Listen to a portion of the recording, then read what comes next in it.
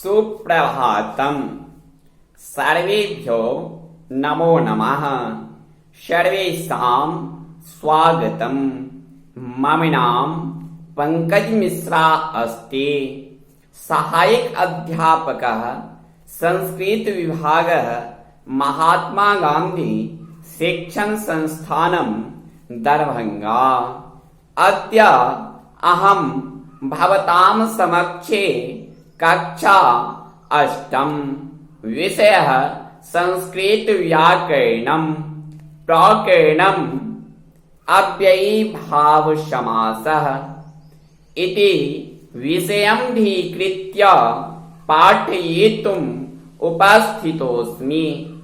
अद्य समासः अध्ययनस्य 11 दिवसः अस्ति।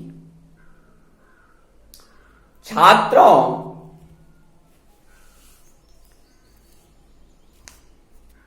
हमारे व्याकरण शास्त्र में पाणिनि ने एक अनश्चा सूत्रों की रचना की और उस अनश्चा सूत्रों के अंतर्गत उन्होंने ये भी बताए हैं जो जिस अव्ययी भाव समास के अंत में अन होता है वह अनंत अव्ययी भाव है। अर्थात जिस अव्ययी भाव समास के अंत में अन होता है वह अनंत अव्ययी भाव समास है। उससे समासांत में टच प्रत्यय होता है। उससे समासांत में टच प्रत्यय होता है। टच प्रत्यय एक नाम है जो कार्य को सफल बनाने में सबसे महत्वपूर्ण साबित किया जाता है और उस टच प्रत्यय के अंतर्गत शेष रहता है टच में सिर्फ अच। टच में सिर्फ शेष जो बचता है वो अच ही बचता है। चूंकि टकार को भी संज्ञा करके लोप कर दिया जाता है और चकार को भी संज्ञा करके लोप कर दिया जाता है, तो टच में केवल शेष जो रहता है वो अच ही रहता है। जैसे एक समासिक शब्द लेते हैं जो उपराजम, उपराजम। अब जब हम इसका लौकिक विग्रह करेंगे तो हमारा पूर्व शब्द क्या है? उप और उत्तर पर है राजम। चूंकि उप जो है वो उपसर्ग हैं। उप क्या है? तो उपसर्ग है। और राजन शब्द है। शब्द क्या है?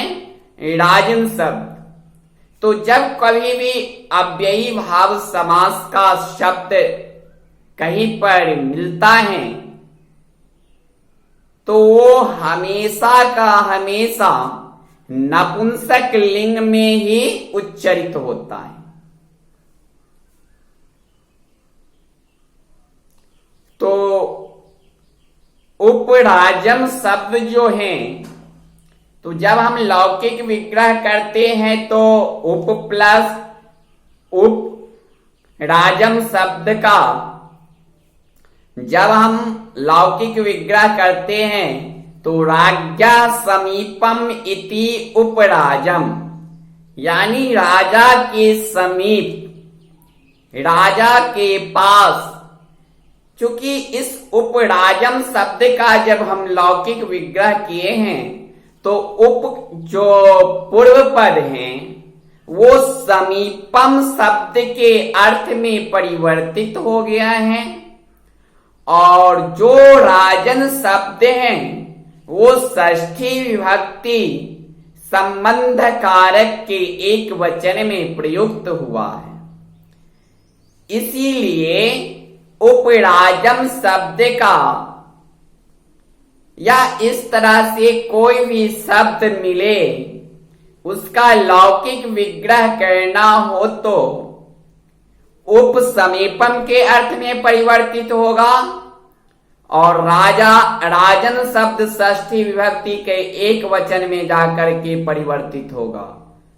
तो राज्ञा समीपम इति उपराजम यानी राजा के समीप।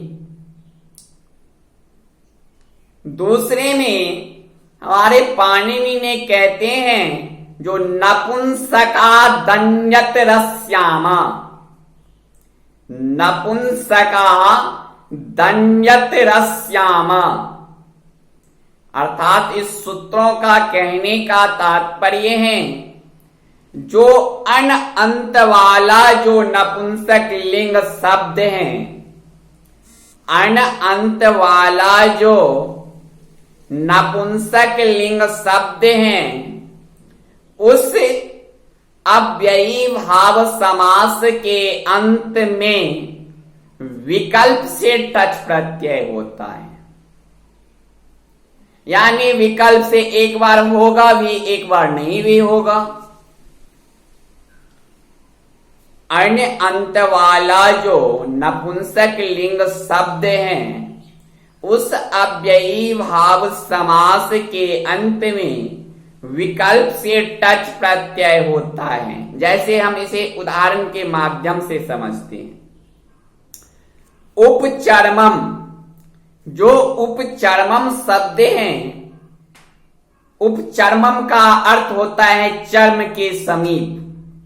उपचर्मम का अर्थ होता है चर्म के समीप। और जब हम इसको टच प्रत्यय लगा करके इसको लौकिक विग्रह करेंगे तो चर्मणः समीपम इति उपचर्मम, इसमें टच प्रत्यय हुआ है।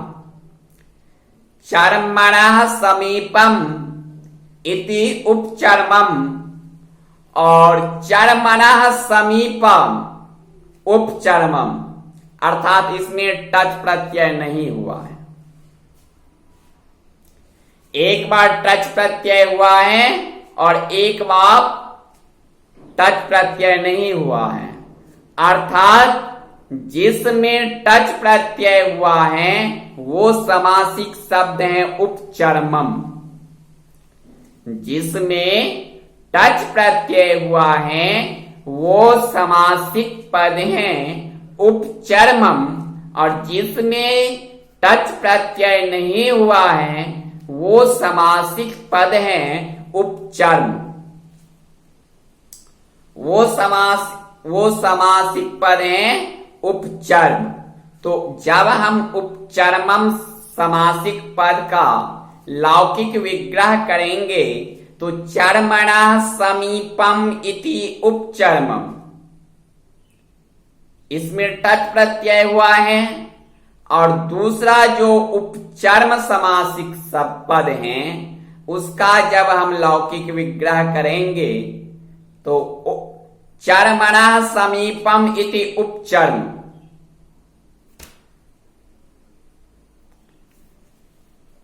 तो छात्रों इसी के साथ आज का क्लास में यही समापन करता हूं।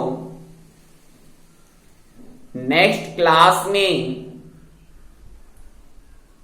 तत्पुरुष समास के बारे में पढ़ाएंगे। धन्यवाद।